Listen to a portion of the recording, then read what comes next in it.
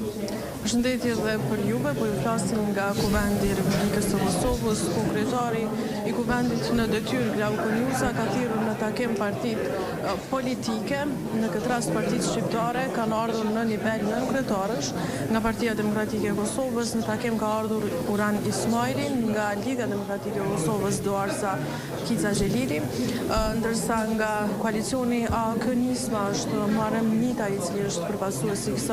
i këtij koalicioni realisht, ndërsa partitë minoritare kanë ardhur në nivel kryetarësh në këtë takim të thirrur nga kryetari i Kuvendit në detyrë Glauko Njusa. Ky takim është bërë për qëllim të organizimit të seancës konstituive të 15 prillit. Kjo datë është zgjedhur nga presidentja e Republikës së Kosovës Vjosa Osmani pas shpalljes së rezultateve nga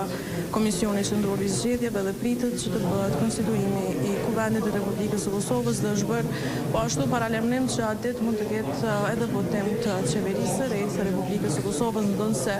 kemi dyshime nëse janë arritur të bëhet edhe numrat e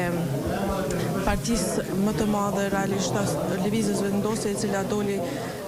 fitimtare në këto zgjedhje, nuk dihet akoma nëse ka arritur të bëjë numrin e votave të deputetëve për të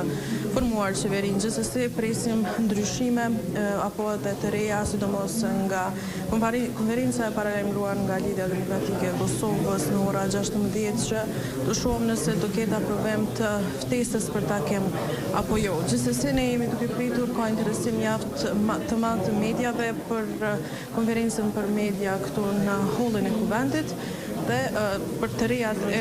tjera ju tregojmë në lidhje tjera direkte.